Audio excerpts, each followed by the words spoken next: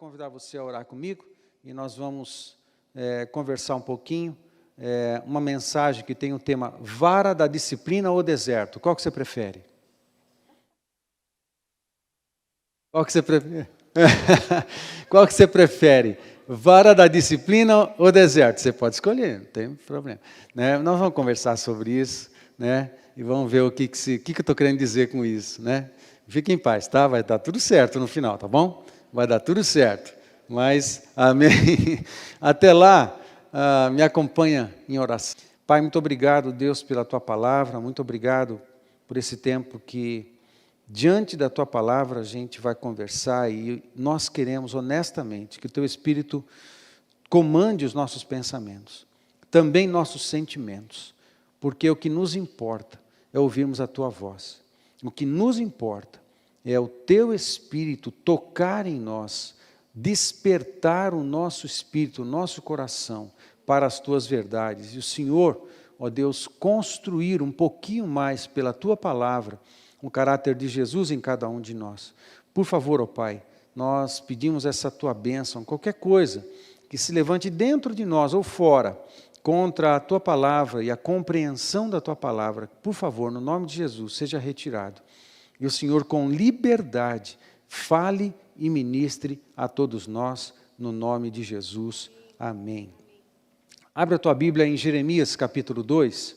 Nós vamos conversar em cima do texto de Jeremias 2 e Jeremias 3. Alguns versos do segundo capítulo, alguns versos do terceiro capítulo. Deixa a tua Bíblia aberta aí. Enquanto isso, eu quero emendar algumas outras perguntas, além desta. Qual que você prefere, né? Vara da disciplina ou deserto? E dá para escolher. Interessante é que você pode escolher. Na verdade, o deserto você não escolhe, né? A vara da disciplina, você é que decide se passa por ela ou não, né, Cezinha? Né? Você que decide se vai passar pela preciosa vara da disciplina, né? Agora o deserto não, o deserto é uma passagem pedagógica na vida de todo crente, que tem que crescer, que tem que aprender coisas na intimidade com o Senhor. Os desertos fazem parte da nossa caminhada, fazem parte da nossa vida. Tem hora que a gente não sabe o que está passando, se a gente está passando por um deserto ou pela vara da disciplina. Deixa eu perguntar algo para você. O coronavírus é deserto ou é vara da disciplina? Gafanhotos é deserto ou é vara da disciplina? A crise econômica mundial é deserto ou é vara da disciplina? Deixa eu complicar um pouco mais esse negócio. Coronavírus, deserto e pandemia e economia mundial. Deus é que está produzindo todas essas coisas, Deus é que criou esse abençoado vírus, Deus é que deu uma ordem aos gafanhotos para devastarem algumas plantações na Argentina, tentou entrar no Brasil, foi para o Uruguai, a gente não sabe onde esse negócio está agora, né? Mas talvez se você sabe, você viu o jornal hoje, eu não vi ainda, então eu não sei. Mas Deus é que fez essas coisas, Deus tem a autoria dessas coisas, ou não, ou é consequência mesmo da natureza, são acidentes, ou então é maquinação humana, intencional, só que da parte de homens. Afinal de contas, o que é uma coisa, o que é outra? Deus é autor destas coisas, ou o homem é autor dessas coisas, ou em última instância o diabo? O que a gente faz? A gente pede perdão a Deus e sujeita a nossa vida a Deus, porque Ele está disciplinando a humanidade porque se afastou dele, ou a gente expulsa o demônio do coronavírus? A gente expulsa o demônio da peste perniciosa, o demônio do gafanhoto. O que a gente faz, afinal de contas? Como é que a gente ora nessa história toda? Eu quero pôr um pouco de crise em você hoje, tudo bem? Vocês não me responderam nada. Acho que vocês têm chance de sair, que eu estou só no começo da mensagem. Vocês podem ir embora. Não, não pode não, não pode não, gente. Né? Ninguém quer mais crise, né? Ninguém quer mais crise. Mas deixa eu falar com você sobre essas coisas, porque é o seguinte, o que nos consola é a verdade. O que nos consola o coração é a verdade. A verdade nos orienta, a verdade orienta o nosso coração. A verdade nos orienta como nos posicionarmos nos dias das lutas. A verdade é que nos orienta como o juízo que vamos ter sobre a realidade que está se passando fora de nós e diante da verdade, nós organizamos as realidades dentro de nós. A verdade, de fato, nos consola, porque a verdade também é que nos orienta a oração. Eu preciso saber o que está acontecendo para que eu ore corretamente. Como eu vou me posicionar diante disso? Eu expulso o demônio ou eu clamo ao Senhor misericórdia e um livramento, né, diante de uma ação disciplinar, pedagógica e disciplinar da parte de Deus sobre a raça humana. E que muitos cristãos, inclusive, vão sofrer também diante disso. Todas as vezes que Deus disciplinava uma cidade, disciplinava a humanidade de alguma forma, o povo dele de alguma forma é afetado. Outras vezes não, mas muitas vezes sim. Qual é a receita? Não tem receita. Qual é a receita mágica? Não tem receita mágica. Então, como é que a gente vai fazer? O que eu vou orar, afinal de contas? Então, o que eu quero, amados, compartilhando algumas coisas com você hoje, não é, às vezes, alguém de repente está aflito por conta de todas essas coisas, não sabe que está orando e não sabe que orar, então vem aqui, eu fico abençoo a tua vida, dou palavra de ânimo, de força, não sei o quê, mas você volta para casa com as mesmas dúvidas, volta para casa com o coração tenso, com efervescência, com um monte de coisa, mas com uma embalagem, né? Você vem para a igreja e a gente põe uma embalagem bonita em você, você volta para casa e amanhã você volta à crise normal do dia a dia. Não, não é isso, a gente precisa de verdade. A verdade vai consolar, a verdade vai orientar, a verdade vai ajustar a gente, a verdade vai nos recolocar na existência do jeito certo. Amém, queridos? Amém? Essa é a nossa intenção. Há uma crise hoje, na humanidade para saber dessas coisas. E, honestamente, há uma crise entre os líderes evangélicos, cristãos, não só evangélicos, católicos também. Há uma crise. Se você entra na internet, porque o mundo inteiro está na internet hoje, todo mundo entra na internet, todo mundo fica ouvindo um monte de coisa o tempo inteiro, e vários pastores, não pense que eu acho que você só me ouve. Eu sei que você ouve outras pessoas. Alguns pior do que eu. Alguns melhor do que eu. Tudo bem, faz parte, não tem problema. Né? Tem muita gente melhor, não tem problema. Mas a gente sabe que todo mundo ouve muita gente. O problema é o seguinte, é que tem gente que não vale, tem gente que não é tão sério assim, quase, né? Tem gente que não é tão sério assim, e fica falando um monte de bobagem, e acaba influenciando quem não sabe peneirar a boa notícia, não sabe peneirar a verdade. Isso é um problema, tome cuidado. Não é todo mundo que você tem que ouvir. Na verdade, mais de 90% que tem na internet não vale nada. Falei, né? Tudo bem. Mas, dos poucos percentuais que sobram, você tem que aprender a peneirar. Tem muita gente que não é séria e fica falando bobagem. Agora, tem muita gente séria que está convivendo no antagonismo. Alguns acham, Deus está fazendo tudo isso. Outros falam assim, espera lá, não é bem assim. Né? Gente séria. Ok? Então, como que a gente se posiciona diante disso? De uma maneira que eu possa descansar em Deus. De uma maneira que eu possa confiar em Deus, de uma maneira que eu possa relaxar o meu dia, acordar na certeza de que o Senhor é comigo, dormir na certeza de que o Senhor é comigo, e eu posso tranquilamente descansar, porque eu creio e entendo razoavelmente o que está acontecendo, e eu vou confiar no Senhor e seguir o meu dia. A gente precisa disso. Não precisa de uma embalagem bonita para embalar teu coração, mas ele está em efervescência por conta de tantos medos e pânicos e tudo mais. A gente não precisa disso. Por isso a gente tem que lidar com a verdade. E essa é a minha intenção. Eu vou falar um pouco de crise, mas depois eu vou dar um remédio no final. Tudo bem, gente? Estão comigo? Estão comigo? Eu dou um remédio no final, mas só no final, tá? A gente chega lá. Muito bem. Eu quero falar com você sobre um nome bem interessante. que a filosofia usa, que é o determinismo.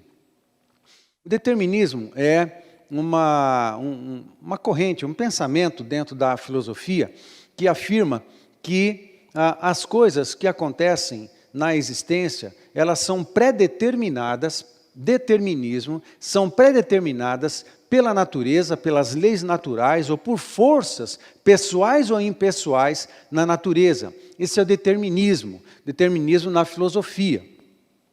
Como se nada que acontecesse por acaso. De alguma forma, tudo foi pré-determinado, ok? Isso se chama determinismo. É uma corrente que muita gente aceita? Não. É uma discussão de pensamento que em algumas correntes teológicas, filosóficas, se desenvolve. Muito bem.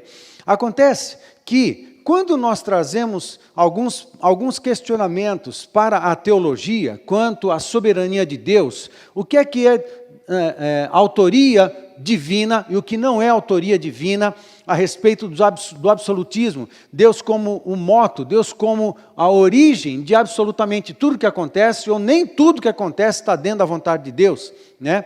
Porque alguns acabam afirmando, num ponto de vista exagerado, Deus é a fonte de todas as coisas, de fato é mesmo. Se Deus é o autor do bem, também é o autor do mal. Se Deus faz o bem, também faz o mal também é de Deus. Então há uma confusão filosófica a respeito do bem e do mal. Então, o determinismo lida com essas questões da humanidade, essas crises da humanidade. Portanto, quando a gente puxa esse assunto para o campo teológico, a gente fala do determinismo teológico. O que é o determinismo teológico? Determinismo teológico é uma reflexão, um pensamento e perguntas que se faz para tentar entender se tudo, absolutamente tudo, que existe e acontece na humanidade foi pré-determinado por Deus.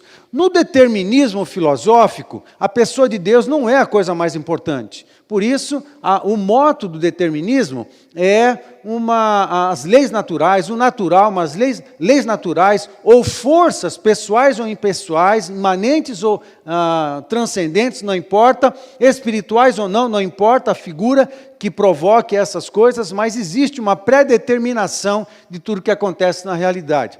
No determinismo teológico, é a pessoa de Deus. A pergunta que se faz aqui no determinismo teológico é: Deus é o autor de absolutamente todas as coisas? Quando uma folha caiu porque Deus determinou que ela caísse? Quando um grão de poeira se descola do teu sapato e cola num fio do seu tapete, isso aconteceu por uma predeterminação de Deus? Ok?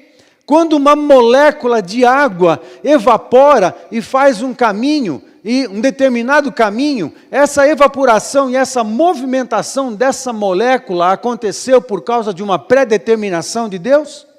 É assim que funciona? É assim que acontece? Se o coronavírus está correndo a humanidade, isso é por causas naturais, acidentes, ou Deus é quem enviou tal coisa sobre a raça humana.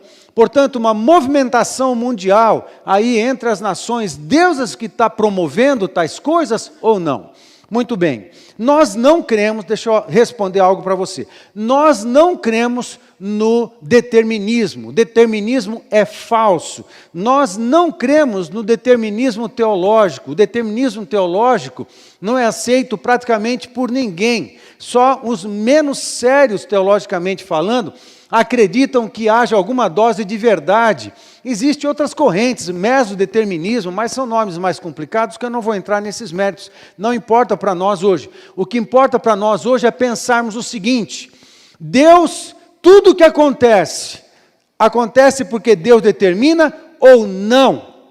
Existe uma participação do homem na ocorrência dos fatos, nas coisas que acontecem no mundo da realidade? Não. Deixa eu explicar isso para você de uma forma que eu já expliquei outro dia. Nós lidamos com a soberania de Deus, ou a vontade soberana de Deus, que está nessa faixa.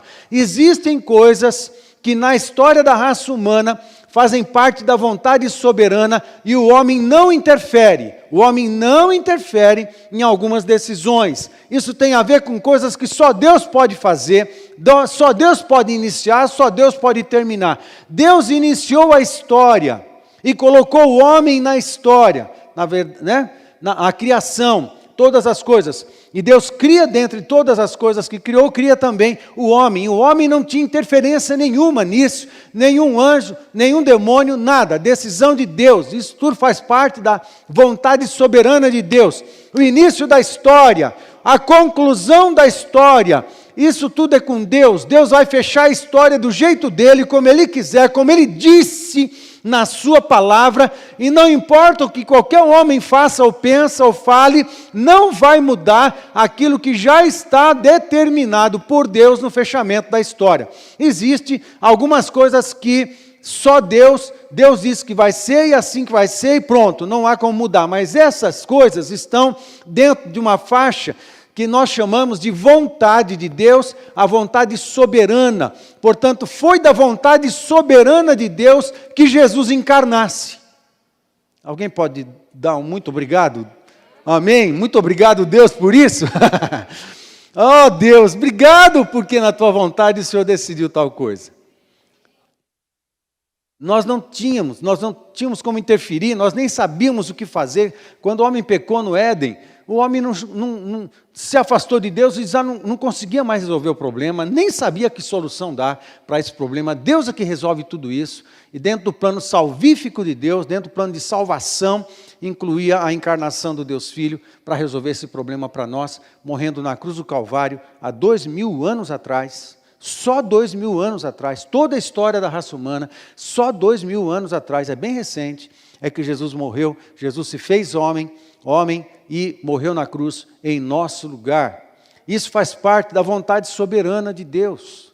Graças a Deus a gente não tinha que interferir nessas coisas, nem podia interferir nessas coisas. Glória a Deus por isso. Tem coisas que faz parte dessa vontade soberana. No entanto, quando Deus cria a raça humana, Salmo 115, verso 8 fala assim, verso 16, fala assim: os céus são os céus do Senhor, mas a terra deu a ele aos filhos dos homens. Ou seja, tem coisas que Deus entregou para o homem. O homem foi criado com um dos aspectos da semelhança com o Criador, que nós fomos criados à imagem e semelhança do Criador. Eu estou falando muito rápido? Não? Um dos aspectos da nossa semelhança com o Criador é a nossa capacidade volitiva. Estou usando um nome difícil hoje, não estou não? Né? Mas vocês estão entendendo ou não? Estão comigo? Vocês estão comigo, gente? Estão comigo? Um dos aspectos da nossa imagem, da imagem com o Criador, é a nossa capacidade volitiva, que é a nossa capacidade de exercer vontade. Volitivo tem a ver com vontade. Nós podemos tomar decisões. Nós podemos tomar decisões na nossa própria história. Ou seja, Deus cria a raça humana e nos convoca a sermos participantes com Ele da construção da história. Deus está aqui com a sua vontade soberana, mas Ele sujeitou num campo a sua vontade permissiva. E dentro aqui da sua vontade permissiva, Ele tolera, Ele permite, Ele autoriza muitas coisas. E o homem foi criado aqui, e ele pode exercer vontade, porque ele foi criado com esse aspecto da semelhança com o Criador, ele pode tomar decisões, e ele pode interferir na história, e ele pode ser participante da construção da história, ele tem decisões a tomar, e as suas decisões têm consequências, para o bem ou para o mal. Ok? Para o bem ou para o mal. Nós podemos tomar as nossas decisões. Às vezes um conjunto de maus, de maldades, de coisas ruins que recaem sobre nós, a autoria não é Deus. Porque Deus se move para salvar.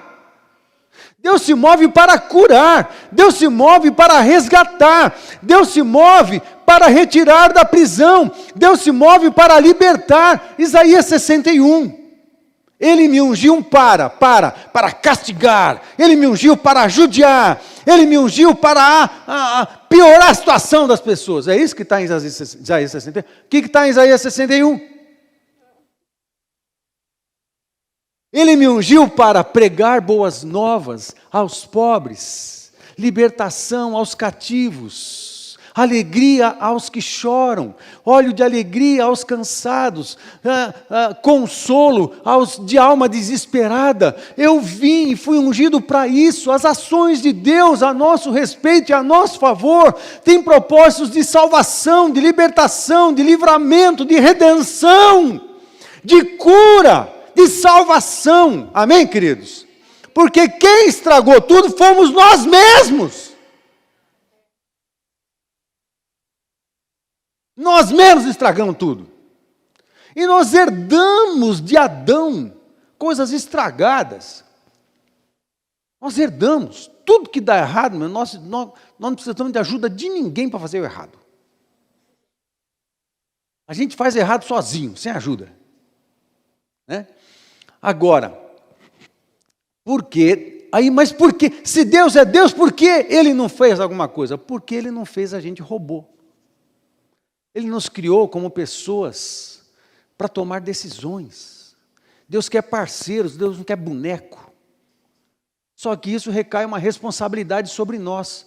Se a gente buscar sabedoria, Deus, comunhão com o Senhor e tomarmos boas decisões, as coisas vão dar certo. Se a gente tomar a decisão errada, as coisas vão dar errado. E Deus permite tais coisas.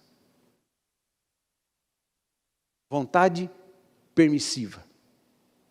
Tudo que acontece é da vontade de Deus? Não. Não. Mas os seus planos não são frustrados? Sim.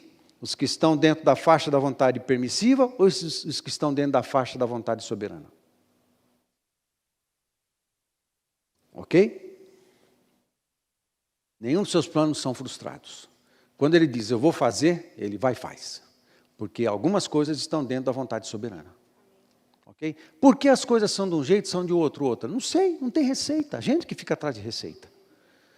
Por que Tiago morre? Estava falando com alguém. O Tuti, né? Porque o apóstolo Tiago, que foi o primeiro dos apóstolos que morreu, o primeiro mártir foi Estevão, no capítulo 7 de Atos. Mas o primeiro dos apóstolos que morreu foi Tiago, um dos queridos de Jesus. Né? Agora, ele morreu onde? Em que capítulo de Atos? No capítulo 12, no começo do capítulo 12. Mas Pedro foi preso também no capítulo 12 de Atos, e ele foi livrado por um anjo, também no capítulo 12. Num só capítulo de Atos, Tiago, um dos queridos, morre, e o outro é livrado da prisão. Por quê? Porque Deus não livrou Tiago. A palavra de Deus fala que Tiago foi morto à espada. Um dos principais apóstolos de todo o colégio apostólico dos 12. Tiago morre num capítulo, mas Pedro é livrado no mesmo capítulo. Por que Deus não livrou Tiago e permitiu que ele morresse, e Deus livrou Pedro? Eu sei lá. Não tem resposta. Porque as coisas não estão dentro de uma caixinha. A gente que fica querendo receita de bolo para a vida espiritual. A mais B é igual a... 1 mais 1 é igual a 2. A gente que fica querendo a receita para ver se as coisas dão certo. O segredo do crescimento espiritual. O segredo da prosperidade. Os 5 passos que farão de você a pessoa mais feliz da terra. Todo mundo quer receita. Já está na Bíblia. Todo mundo quer uma receitinha mágica para você conquistar alguma coisa maravilhosa. Nós todos queremos. Me fala, me dá o segredo.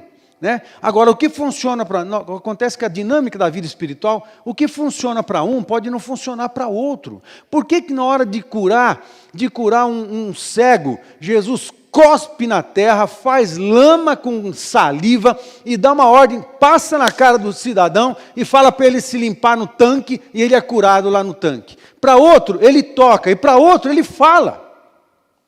Qual que é a receita, então? A receita é que não tem receita. Tem que ir até Jesus. Como é que ele vai fazer? Ele é que sabe. O que é comum nesses 3 casos? Eles estavam com Jesus. Jesus é a parte comum dessa história toda. Tem que colar em Jesus. Amém, queridos? Não tem uma receita. Por que acontece de um jeito e não acontece do outro, num caso diferente e tal, em vários momentos da história? Você sabe que por isso que tem uma igreja chamada o Cuspe de Jesus. E é verdade, existe uma igreja chamada o Cuspe de Jesus, porque essa igreja, o pastor, talvez os líderes, entenderam que esse texto era uma receita e acabaram, falaram, isso é tão importante para nós, que a gente vai ter uma igreja, abrir uma igreja, a igreja chamou o Cuspe de Jesus. Né? Então, isso é não vou entrar nesses méritos, mas o problema é quando a gente corre atrás de receitas para ver o que dá certo. O que dá certo, meu amigo, é você estar aos pés de Jesus, isso que dá certo. Como Jesus vai fazer para nos ajudar, para nos abençoar, para nos curar, depende da caminhada. Depende da caminhada com Ele. O que Ele vai falar, o que Ele vai instruir, e tudo mais. Amém, queridos? Amém. Então, eu não vou dizer para você, se é que você está achando que eu vou dar uma resposta, se o coronavírus, gafanhoto e economia mundial, Deus é quem está fazendo isso, ou se isso é resultado de homens que estão poderosos, maiores que os governos do mundo, que estão preparando o grande governo mundial, que é a preparação para o anticristo está por trás disso, homens inteligentes, espertos estão por trás disso, se sim, se não, eu não sei, o espírito do anticristo já está na terra, a gente sabe disso, se o anticristo já nasceu ou não, é possível que sim, mas também a gente não tem essas informações ainda, não importa muito. Então, se foi coisa de homem ou do demônio, ou se Deus é que está trazendo isso por causa de uma ação disciplinar de Deus, eu não sei dizer para você. Honestamente, a gente ainda não sabe. Eu posso ler vários textos da Bíblia e usar vários versículos da Bíblia para justificar uma coisa e para justificar a outra. A Bíblia tem isso. Você lembra que até o diabo usou a Bíblia na tentação de Jesus. Se alguém usar a palavra de Deus do jeito errado, dá ruim. O segredo é usar a palavra de Deus do jeito certo. Porque você pode fundamentar na Bíblia tudo quanto é heresia que qualquer um queira. As diversas igrejas, as muitas heresias que tem espalhada pelo mundo inteiro, tudo isso está baseado na Bíblia. Por quê? Porque extrai da Bíblia, isola da Bíblia um pensamento, isola da Bíblia uma verdade que foi até situacional, que foi própria para um momento, que respeitou, que era própria de um determinado contexto, isola e estabelece como um padrão doutrinário. Não funciona assim. Você pode, para você, a questão não é você ver se tem um texto na Bíblia que fala sobre isso.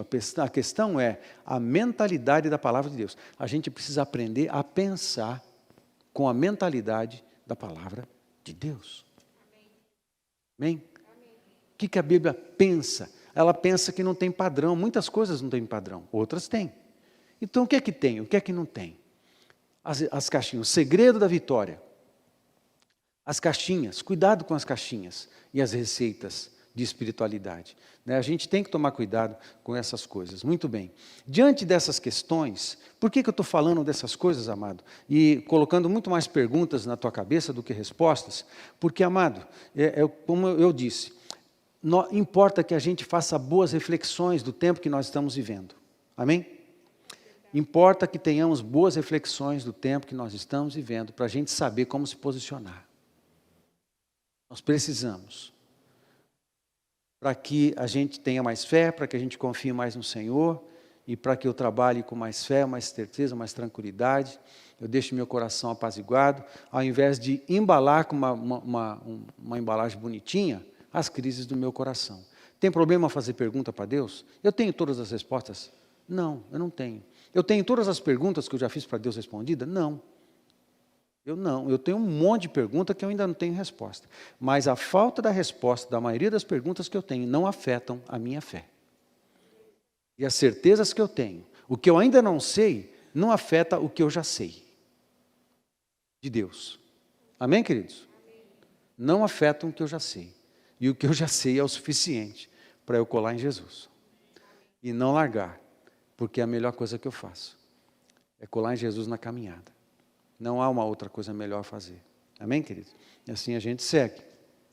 Diante disso, eu quero passear com você para Jeremias e observar o que é que Jeremias, o que o profeta está falando ao povo, aqui no capítulo 2 e no capítulo 3, sobre uma situação, das duas coisas que eu mencionei, uma situação de deserto e uma situação de vara disciplinar, ok? Uma situação de deserto e uma situação de vara disciplinar. Jeremias capítulo 2, de 1 a 3.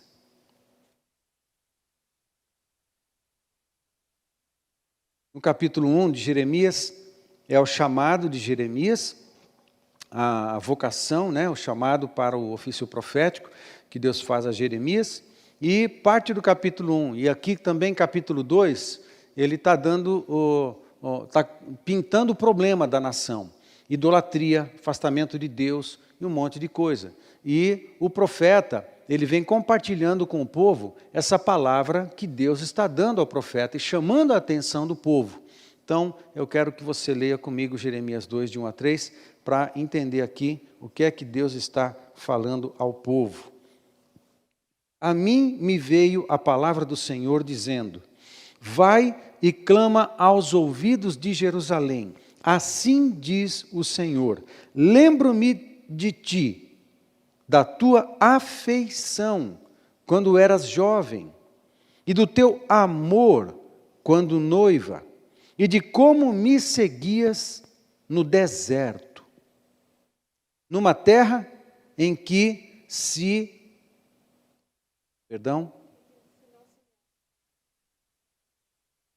numa terra em que se não semeia. Então, Israel era consagrada ao Senhor. Onde? Onde? Onde Israel estava? No deserto. No deserto. Então, Israel era consagrado ao Senhor, e era as primícias da sua colheita.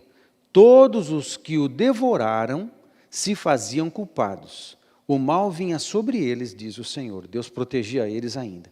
O que Deus está falando através do profeta?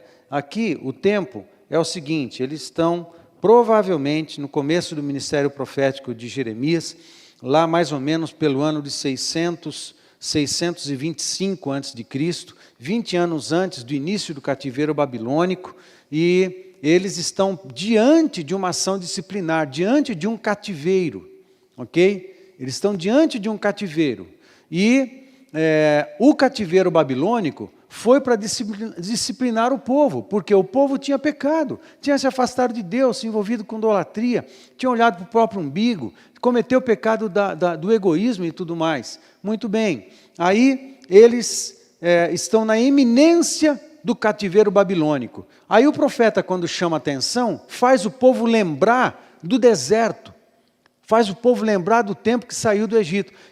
Quando que eles saíram do Egito? Mais ou menos 1445 a.C. E eles andaram 40 anos no deserto, perto de 1400 eles estavam entrando na terra prometida. Isso aqui é uma profecia que Jeremias está profetizando mais ou menos no ano 625, entre 620 e 625 a.C., ou seja, quase 1000 anos, 900 anos de diferença de tempo do tempo que eles estavam no deserto. E o profeta, quando começa a falar ao povo, lembra do tempo do deserto. Amém, queridos? E ele fala o que disse aqui nesses 3 versos. O que ele está chamando a atenção? Então, 4 coisas que ele está chamando a atenção aqui em Jeremias 2, de 1 a 3. Primeiro, eu chamo a sua atenção para o seguinte: qual é a primeira coisa que ele fala aqui no verso 2? Afeição quando era jovem. Lembro-me de ti, da tua afeição quando eras jovem. O que estava acontecendo, quer dizer, que na relação do povo com Deus, havia uma relação de afetividade que estava sendo construída no deserto. O deserto é lugar destas coisas. O deserto é bom. Tem muita gente que pensa errado do deserto. O deserto é um lugar, é um ambiente em que está faltando algumas coisas, que você está passando por algumas lutas, mas não é por causa de pecado, não é por causa de nada, é uma fase da vida que nós passamos. Temos vários desertos em toda a nossa vida, mas nessas fases são momentos especiais em que nós buscamos mais a Deus e que Deus está usando o deserto pedagogicamente para produzir coisas dele em nós. É no deserto, lembra no deserto? O deserto, Deus deu a lei onde?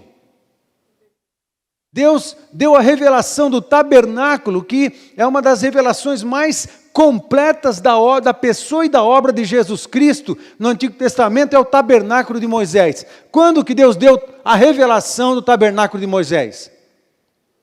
No deserto. Quando que Deus se manifestou de maneira mais tremenda e poderosa com nuvem e com fogo?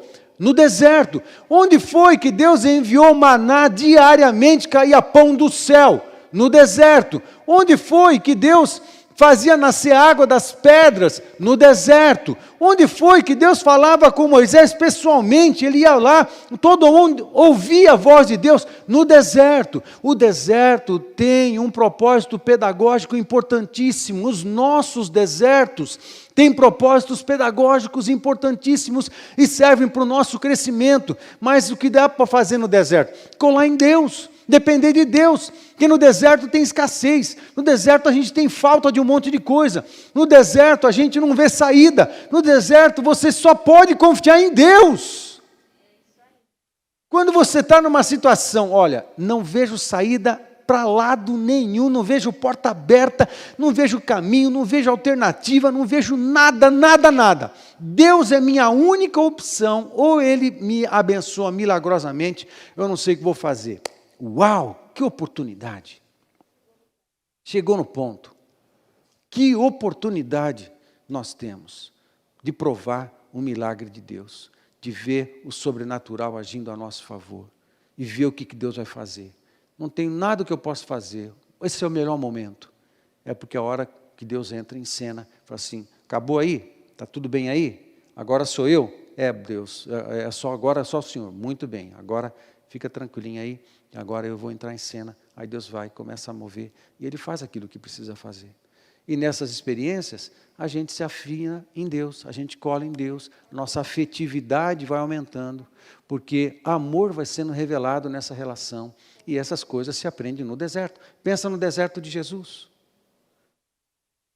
Pensa o avivamento que foi o batismo de Jesus. Deus Pai falando, todo mundo ouvindo. O Espírito Santo descendo como pomba. O Deus Filho ali presente. Os discípulos ali perto. O batismo. Aquela coisa, a palavra de Deus Pai para Jesus. Este é meu Filho amado em quem eu tenho prazer. Uau, avivamento, poder, unção. Agora vamos sair daqui, vamos botar para quebrar.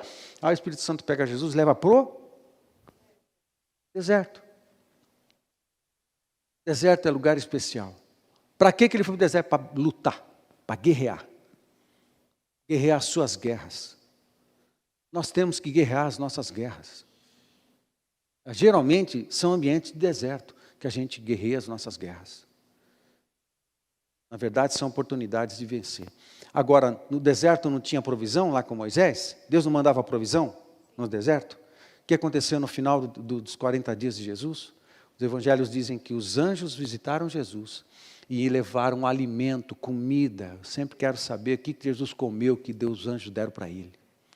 Talvez um bolo de fubá, goiabada, né? Bolo de fubá cremoso. Né? Oi? Não entendi. Carne? É muito chique esse homem. É muito chique, é. O Clevinho, que é, né? Um hambúrguer gourmet. O que os anjos levaram para Jesus? Uma picanha na pedra. A pedra é legal, né? Tem deserto, calor, picanha na pedra. O que os anjos deram para Jesus? Não importa. Não importa que eles trouxeram alguma coisa para Jesus e eles alimentaram Jesus com água, com pão. Que comida era essa? Não importa. O que a gente precisar, Deus vai mandar. Nos desertos, Deus manda. Nos desertos, Deus manda. Nos cativeiros, a gente sofre. Cativeiros, a gente sofre. A gente está pagando o preço dos nossos pecados. Preço assim, né? Jesus pagou tudo. Mas os nossos pecados têm consequências, sabe? Os nossos pecados têm consequências. E são amargos. A gente vai ter que engolir esse fel aí. Mas isso são os cativeiros, muito bem. O que a gente acha aí? Afeição. Quando jovem, o deserto é lugar disso. A afeição está sendo gerada. Amor, quando noiva. Olha que interessante, a visão de Deus do deserto. Qual é a tua visão de deserto? Qual é a visão de Deus do deserto? Quando Deus falou do deserto, como que Deus pensou o deserto? Ele pensou o deserto como um lugar de namoro e noivado. Romântico. Deus pensa o deserto com romantismo. Não é legal? Quando você está no deserto, não é legal, né? Parece que não é tão legal assim. Mas depende. Se a gente aprender a pedagogia do deserto, aí fica bom. A gente passa a depender. É fácil? Não, querido, não é fácil. Não é fácil, não. Mas é possível aprender. É possível. Amém, queridos? Amém. Estão comigo, gente? Estão comigo? Muito bem. Outra coisa, seguia confiante. Né? O texto usa essa expressão. Eles seguiam a Deus. Deus está lembrando isso ao povo. Ei, no tempo do deserto, a afeição estava sendo construída, amor estava sendo construído, vocês me seguiam. Estavam colados em Deus. E confiança e dependência na terra que não se semeia. Não tinha nada lá. Era confiança pura. Vamos seguir a Deus. Mas para lá não tem alimento, não tem carne, não tem água. Vamos seguir a Deus. Deus vai cuidar de tudo. O deserto é um lugar de provisão sobrenatural. E isso acabou acontecendo. Ou seja, pelo profeta, ele lembra dessas coisas. O que nós estamos passando? Nós estamos num deserto ou nós estamos debaixo de uma ação disciplinar de Deus? O mundo está debaixo de uma ação disciplinar de Deus. Eu não sei, vamos seguir. Jeremias 2, de 4 a 8, fala assim: ouvi a palavra do Senhor, ó casa de Jacó, e todas as famílias da casa de Israel. Assim diz o Senhor: que injustiça acharam vossos pais em mim. Olha como Deus, nessa relação conjugal com Israel, olha como ele lamenta o fato de ele estar sendo desprezado. Deus não tem os sentimentos estragados como os nossos, mas ele tem sentimentos. E é muito interessante como ele se expressa aqui. Que injustiça acharam vossos pais em mim, para de mim se afastarem, indo após a nulidade dos ídolos e se tornando nulos eles mesmos, e sem perguntarem onde está o Senhor, que nos fez subir da terra do Egito. Deus espera que a gente faça perguntas para Ele. Deus espera que a gente questione Deus, não como rebelde, como irado, como quem sabe tudo, não. Mas Deus espera que a gente pense, que a gente questione. Deus criou a gente inteligente, e faça perguntas para Ele, e o busque para ter respostas. Não há nenhum problema fazer questionamentos, não há nenhum problema fazer perguntas. O problema é a arrogância. O problema é pergunta arrogante, é pergunta acusativa, é pergunta que destila bilis, ao invés de interesse pela resposta, pelo conhecimento, pelo saber. Tem pergunta que destila bilis, tem pergunta que vai em busca do saber. Amém? Onde está o Senhor que nos fez subir da terra do Egito, que nos guiou através do deserto, por uma terra de ermos e de covas, por uma terra de sequidão e sombra de morte, por uma terra em que ninguém transitava e na qual não morava homem algum? Eu vos introduzi numa terra fértil, para que comesses, aí eles entraram na terra de Canaã, para que comesses o seu fruto e o seu bem, mas depois de terdes entrado nela, vós a contaminastes e da minha herança fizestes abominação. Os sacerdotes não disseram: onde está o Senhor? E os que tratavam da lei não me conheceram. Os pastores prevaricaram contra mim, os profetas profetizaram por Baal e andaram atrás de coisas de nenhum proveito. 4 coisas que eu destaco nesse texto aqui, desses versos de 4 a 8. A primeira, olhar egoísta. Quando tem um momento que nós somos todos tentados a achar que Deus não está sendo justo. Deus não está sendo justo comigo. Deus não está sendo justo comigo porque não está fazendo o que eu quero, o que eu preciso. É quando a gente tira os olhos de Deus e Deus já não é mais referência, e eu olho para mim mesmo e eu passo a ser referência. O que eu acho, o que eu quero, o que eu desejo, o meu senso de certo e errado, o meu senso de justiça. Quando a Bíblia fala que a nossa justiça é igual trapo de imundícia. Amém, queridos? Trapo de imundícia. Quando a gente passa a ser o fiel, quando a gente passa a ser a referência, a minha justiça, o que eu acho, o que eu penso, o que eu desejo, não sei o quê. Aí eu já estou olhando para mim mesmo. E quando isso acontece, aí eu acho que Deus é injusto. Eu acho que Deus não está cuidando de mim. Eu acho que Deus não está atendendo às minhas orações, como se Deus fosse servo e eu fosse o Senhor. Procura satisfazer, mas não em Deus. Aí leva para isso, é o segundo estágio. Quando você começa a achar que Deus está sendo injusto com você, porque o mundo é contra você, porque as autoridades são contra você, porque o pastor, a igreja não me ajuda, não me abençoa, porque as escolas, o professor, o meu chefe, parece que o mundo conspira contra você. Para, dá uma preguiça. Dá uma preguiça desse negócio.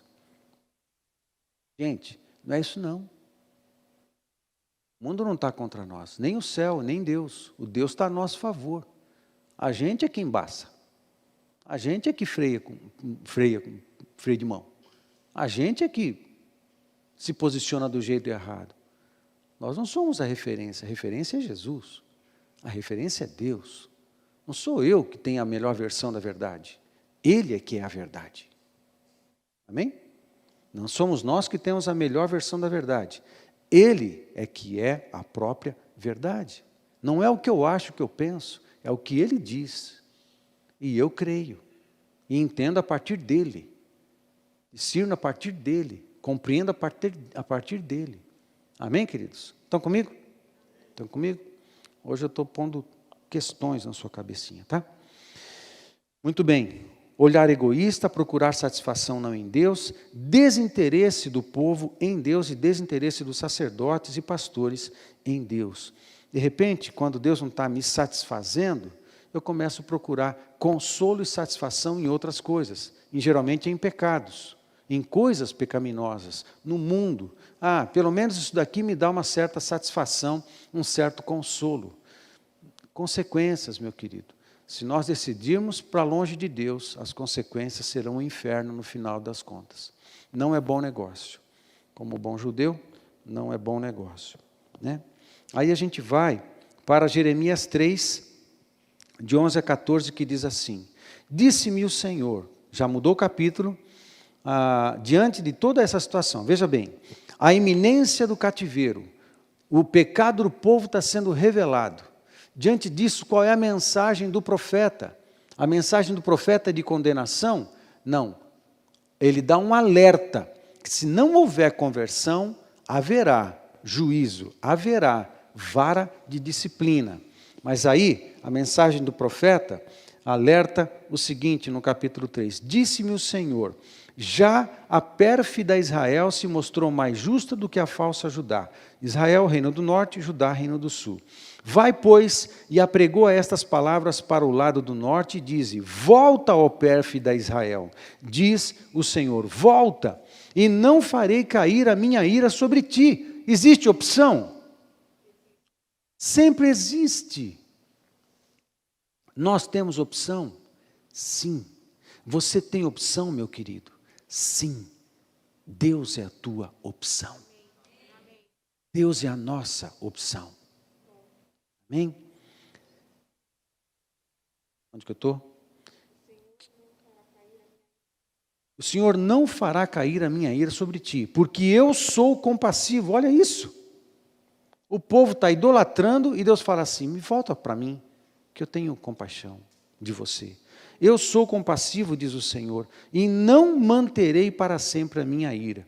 Tão somente reconhece a tua iniquidade. Aí sim. é arrependimento de pecados. Tão somente, não fica se achando não vem com arrogância não, tão somente reconhece a tua iniquidade, reconhece que transgrediste contra o Senhor teu Deus, e te prostituíste com os estranhos debaixo de toda árvore frondosa, e não destes ouvidos à sua voz, diz o Senhor. Convertei-vos, ó filhos rebeldes, diz o Senhor, porque eu sou o vosso esposo, e vos tomarei, um de cada cidade e 2 de cada família, e vos levarei a Sião. Quais as coisas que eu destaco aqui nesse último texto? Um apelo de Deus. Deus faz um apelo ao povo que estava na iminência do cativeiro babilônico. Volta para mim. Depois, reconhece a tua iniquidade. Depois, convertei-vos. É isso que ele está pedindo. Ok, amados?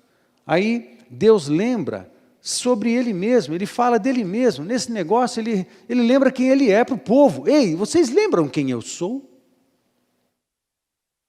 Lembram quem eu sou? Aí ele se dá a revelar um pouco mais ainda.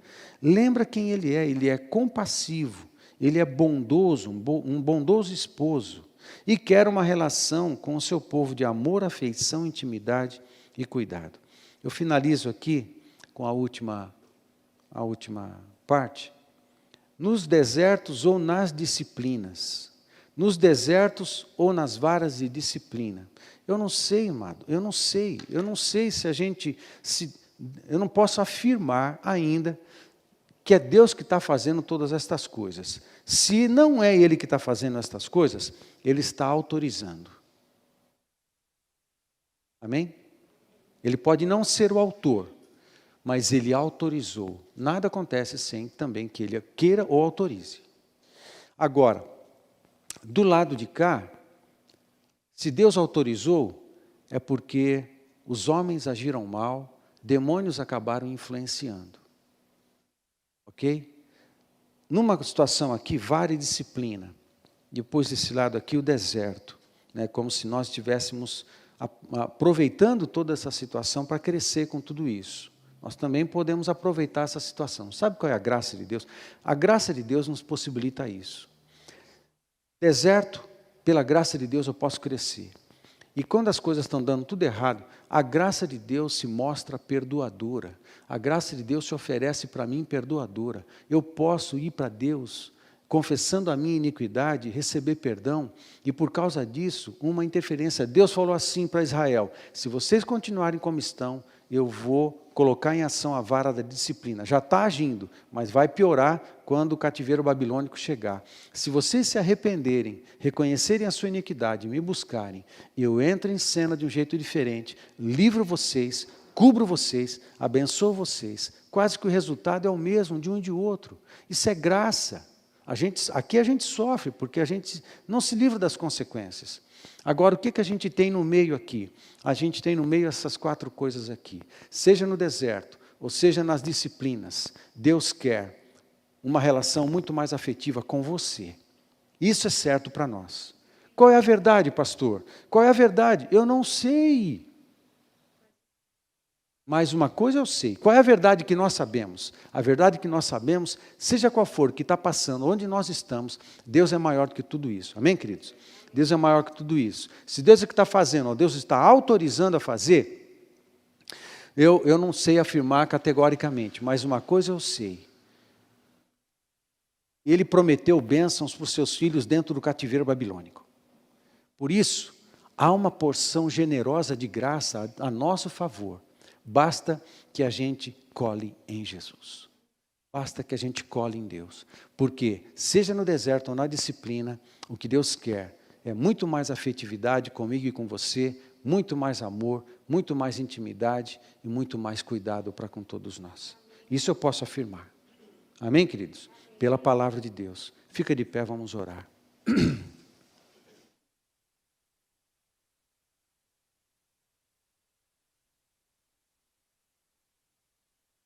Eu não sei como está o teu coração, nesses dias de luta, de crise, de incertezas, de pandemia, de mentiras. Amado, cai a ficha, porque as redes de televisão aberta, quase 100% do que se fala é falso, ou exagerado, ou verdade omitida, ou coisa parecida. Há um propósito explícito na maioria das mídias no Brasil, de provocar pânico no teu coração. Cuide disso. Cuide disso. Não permita tal coisa. Tem que ir para Deus. Tem que ir para Deus. Deixa que Deus vai cuidar dos injustos. Nós lemos isso hoje. Deus vai cuidar dos injustos. É só uma questão de tempo. É só uma questão de tempo. As injustiças daqueles que deveriam ser referências de justiça não ficarão esquecidas diante de Deus. Deus corrige o perverso. E quem tem agido com perversidade na nossa nação, Deus vai tratar. Pode demorar um pouco, porque as coisas não acontecem no meu tempo nem no teu, mas no tempo de Deus. Deus vai tratar a perversidade. Amém, queridos? Não sei como está teu coração, se tem medo, se está preocupado demais, se está aflito, se você está sem emprego, se você diminuiu seus negócios, se você está com menos dinheiro, se você está com medo de ficar doente. Eu não sei como está teu coração. Mas uma coisa eu posso afirmar para você e orar por você e abençoar a tua vida. Olha, Deus está disponível.